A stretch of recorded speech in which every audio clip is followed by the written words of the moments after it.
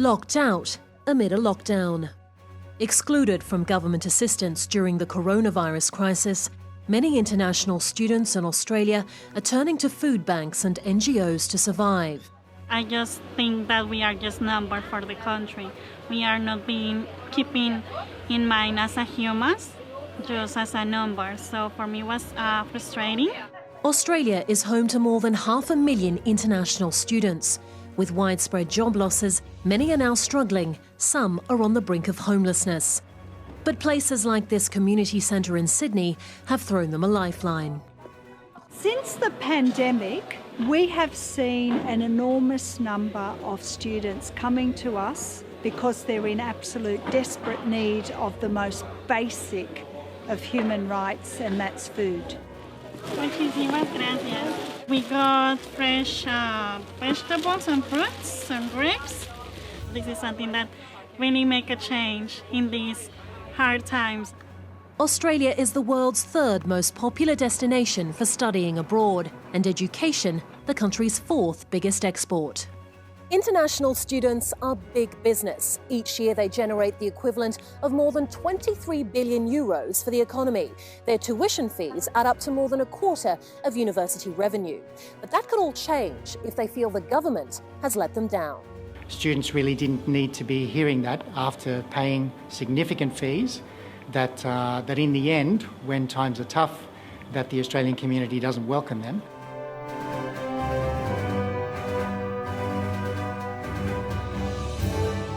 Labour force figures were released this week, showing that the Australian economy has enjoyed what is being described as a miracle rebound in employment. The Australian economy added more than 70,000 jobs in March. The ABS said the unemployment rate fell from 5.8% in February to 5.6% in March, which is quite an extraordinary turnaround. Now, we obviously still have a long way to go with the economic recovery from COVID-19, but these are great numbers. It means more people are in jobs, more people are earning a livelihood, and happier households across the country. Employment figures are also a reminder that we do indeed live in a lucky country. A country which is lucky in terms of natural endowments, and yes, lucky, we are on an island during a pandemic. But we're also a country that more often than not makes its own luck. Australia's enjoying a strong economic rebound from COVID because we went early and we went hard in the fight against COVID. That is something the states can take credit for. Our businesses are bouncing back because they received vital support during the lockdown that allowed them to keep people in jobs. That is something that the Commonwealth Government can take credit for. Poor old Canada and Germany, they are now going into a third wave of COVID cases. A year and a half after the first COVID case, they are still in lockdown and their economies are crippled. In the UK and the US, they've started on the road to economic recovery, but the UK has suffered the biggest economic downturn in 300 years because of government mismanagement. While we should give thanks for the good decisions that have been made in Australia, it is still too early to celebrate.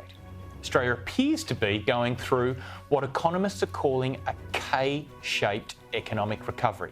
Some sectors are coming back strongly, but some sectors and regions are still in the doldrums. Central business districts across the country are still flat. Universities are still suffering from the loss of international students.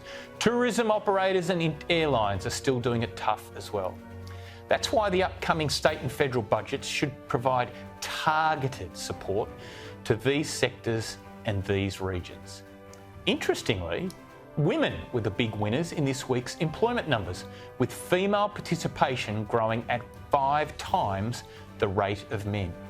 Women also took almost 80% of the 70,700 jobs added into the economy in March. The explanation for this lies in the fact that women account for the lion's share of jobs in the healthcare and social services sector that have grown during COVID-19. Men, on the other hand, make up 85% of jobs in the construction sector. And this is where there are some worrying signs in the medium term. Population growth in Australia has crashed. In fact, the population of Australia dropped for the first time in 100 years due to a drop in the birth rate, people not having babies during uncertain times, and immigration falling. The borders are closed. That means less homes will need to be built, and this will ultimately flow through to construction jobs. It's a reminder that Australia still has a long way to go until we are out of the COVID crisis. But this week at least, we had plenty to smile about on the jobs front.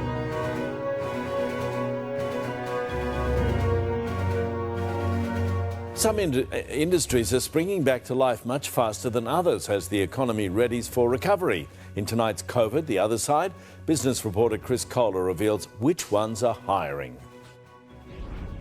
Navigating the jobs market, aviation worker Jodie Hume and a few colleagues took a chance.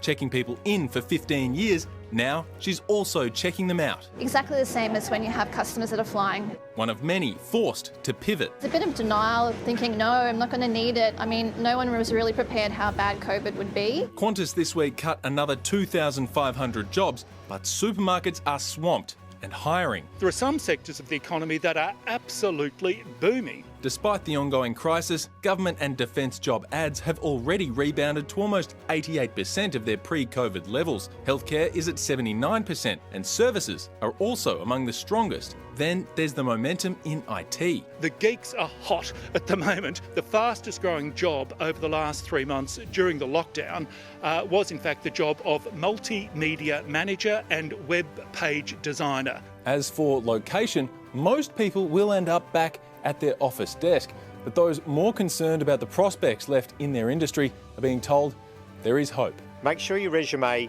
has the skills that you have as opposed to the places that you've worked. And the best example of that is customer service skills. The trajectory of other states is also giving Victoria optimism. We see that those jobs are back up to pre-COVID or even above pre-COVID levels. Chris Kohler, 9 News.